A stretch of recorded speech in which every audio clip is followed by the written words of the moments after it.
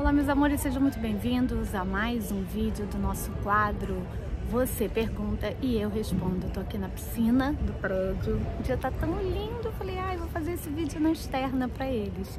Então eu espero que vocês gostem, pra mudar de vez em quando o cenário é bom, né? Mudar de vez em quando o cenário. Bom, a gente tem falado muito sobre neutralidade, né, em algumas circunstâncias. Eu já comentei até com vocês naquela live que eu fiz sozinha semana passada, que para mim ainda é um conceito um pouco abstrato. Então eu venho estudando, né, me debruçando sobre esse assunto e também pedindo orientação, pedindo que os meus irmãos estelares, né, que seres superiores que estão comigo, que também me ajudem a me conectar com o meu eu superior, para que eu possa trazer então essa resposta do que é a neutralidade. De uma forma racional, eu já consegui chegar num conceito, que é o que eu vou trazer aqui para vocês. De uma forma emocional, eu confesso que eu ainda estou vivenciando, experimentando, ainda não está muito claro o que é a neutralidade para mim. Então eu fiz até algumas anotações, porque é interessante a gente pensar que o estado de neutralidade, né, é como se fosse aquele ponto zero da física quântica, né? É o que eu também venho falando aqui com vocês. É um momento da meditação, por exemplo, em que a gente consegue estar no momento presente, no aqui e agora, que sejam 30 segundos, que sejam 3 minutos, não interessa. Aquele período é um período em que você está de fato conectado com a sua essência divina, você está naquele momento de fato conectado com Deus, ou seja, eu cheguei à conclusão de que então o ponto zero da física quântica é esse momento do aqui e agora, quando você está pleno do mindfulness, por exemplo, e das meditações todas, transcendentais, enfim. E que esse momento seria um momento em que nós estamos conectados de fato com o amor incondicional, que é a fonte criadora. Então eu achei essa correlação, esse entendimento que eu tive, eu acho que faz muito sentido, né? E por isso que nesse momento a gente se sente inteiro, porque o amor incondicional é um amor sem condições, né? Ele é um amor sem imposições, ele é um amor sem limite. E o que é neutralidade? É isso, é não ter certo nem errado, é justo, injusto, pecador, salvador, né? É uma situação, é um estado de igualdade para todo mundo, né? E para tudo, não só para todo mundo, mas também para tudo. É bem reflexivo, tá, gente? Esse vídeo de hoje é bem reflexivo. Vamos lá, então o estado de neutralidade seria esse ponto de equilíbrio na terceira dimensão. Por quê? A 3D a gente vive a dualidade, né? Quando a gente escolhe vivenciar, experimentar a vida no planeta Terra ou qualquer outro planeta que seja de terceira dimensão, a nossa escolha está sendo por viver justamente essa dualidade, né? Os sentimentos que nós vivemos aqui, que são possíveis para a nossa alma experimentar, são sentimentos duais. Então, eu cheguei à conclusão de que a neutralidade seria o quê? Um ponto de equilíbrio entre essa dualidade.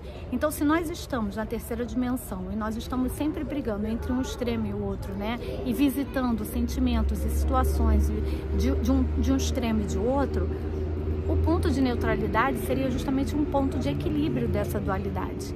Então, eu pensei, inclusive, me vem a imagem agora de um triângulo, né? Onde você tem a base da dualidade e aí você tem a partir de cima do ponto de equilíbrio, né, entre eles. Então, a neutralidade, a meu ver, é esse ponto de equilíbrio quando nós estamos vivenciando a dualidade da terceira dimensão. Que é o que eu posso dizer para vocês agora, porque eu não tenho como, nesse momento eu não tenho acesso ainda, espero ter, a outras vidas e tudo mais. Então, como eu não canalizo nenhum ser de outra galáxia ou alguma coisa parecida, como alguns amigos meus, o que eu trago para vocês são as minhas referências, os meus entendimentos, diante dos meus estudos e sim dos insights e dos entendimentos que eu tenho por meio das técnicas que eu pratico, contando aí sim com a ajuda, claro, dos meus irmãos estelares e dos meus mestres ascensos aí, superiores, né, que de vez em quando dão aqui aquela sopradinha no ouvido. Então, o que eu achei interessante também é que para a gente conseguir entrar nesse ponto de equilíbrio, a gente precisa dar atenção plena, né? Livre de distrações. Quando a gente tem a nossa atenção plena e a gente está livre das distrações, a gente entra no tal do fluxo. E é esse fluxo, esse flow, que faz com que a gente comece a receber as mensagens, as informações, fazer os downloads, co-criar tudo aquilo que a gente quer. É quando a gente entra nesse flow, é como se fosse uma onda desse amor incondicional, e que a gente, quando mergulha nessa onda, a gente vai de uma forma muito inteira, muito intensa e muito inteira, muito plena, né, no sentido real dessa palavra. E para a gente conseguir isso, para a gente conseguir chegar nesse ponto de neutralidade, nesse ponto de equilíbrio, a gente precisa estar livre das distrações. E essas distrações, elas não são só distrações externas, né? A gente fala muito aqui das distrações externas das redes sociais, né, da mídia como um todo, né, das distrações que a vida nos coloca, que o governo oculto nos aponta, né, dos sentimentos como o medo e tal, que acabam que aprisionam a gente. Mas a gente também tem as distrações internas, e essas eu acho que são os maiores fantasmas com que a gente lida diariamente, que são a comparação, que é a comparação, que são as preocupações, né? São sentimentos e situações no nosso dia a dia que tiram a nossa energia, que desfocam o nosso olhar e que nos tiram desse ponto de neutralidade. Quando é externo, eu acho que de certa forma é mais fácil a gente ter esse controle, né? É mais fácil você botar um timer no seu celular dizendo qual o limite de horas que você pode estar ali olhando aquelas páginas. Você vai ter que ter o mínimo autocontrole de, quando der o timer, você dizer: chega, por hoje já deu o meu tempo de dedicação às redes sociais, né? Ou você dizer: ah, não, eu tô ficando muito sem pegar sol, então eu vou me colocar numa situação que todo dia eu vou pegar sol 15 minutos, ou eu vou fazer uma esteira na academia. É uma situação sempre que você pode estar se autoimpondo, e eu acho que é mais fácil pra gente orar e vigiar, sabe? O orar e vigiar é mais fácil. Quando as distrações são internas, eu acho bem mais complicado. Eu não sei o que você acha, coloca aí nos comentários para mim, porque para mim, Tatiana, é mais difícil lidar e não me distrair com essas distrações internas. Pode ser que para você seja o contrário, né? Então coloca aí nos comentários, que eu quero saber também o que vocês pensam. E eu também anotei aqui que é importante a gente não se deixar levar nem pelo encantamento e nem pelas opiniões externas, fechando essa questão da distração. Se a gente for entender que as distrações externas, elas são da nossa mente, do nosso ego, nos perturbando o tempo todo, lembrando que a gente precisa dessa estrutura do ego para viver na terceira dimensão e na dualidade, tá? Mas a gente não pode deixar com que ele tome as rédeas, né? Assim, o ego, ele tem que ser um passageiro desse carro junto com a gente, mas quem está no volante? Você, ou no caso da minha vida, eu, né? O ego, ele não pode estar no volante, ele pode ser até seu copiloto, mas ele não pode estar no volante, ele não pode estar na direção da sua vida. E aí a gente começa a avaliar que quando a gente vai para esses extremos, tanto do elogio quanto das críticas, a gente de novo é retirado desse meio, dessa neutralidade, desse ponto de equilíbrio. O que eu quero dizer para vocês? É muito bom a gente receber elogio, tapinhas nas costas, né, promoções, e maravilhoso. Eu não vou dizer para vocês que eu não fico muito feliz quando eu recebo uma palavra de carinho de vocês, ou quando eu recebo um elogio, ou quando eu vejo que o canal está crescendo, que é um sinal de validação, de aceitação do meu trabalho, do que eu estou fazendo aqui. Claro que sim, né? Nós precisamos também dessas validações no nosso dia a dia para a gente saber que está no caminho certo, que o que a gente está fazendo está dando retorno, tem resultado. A gente está, de certa forma, então, nesse flow. Porém, é importante entender que a gente não pode se prender nem ao negativo, nem ao positivo nessa questão do ego. Então, não pode deixar nem com que as críticas derrubem a gente, nem com que os elogios nos encantem. Porque se nós formos tomados tanto pelas críticas quanto pelos elogios, a gente vai de novo se distrair. É realmente como se fosse um encantamento, né? É realmente como se fosse um movimento de sedução, de magia, e que a gente se desconecta da gente de novo. E mais uma vez a gente vai estar saindo desse ponto de equilíbrio.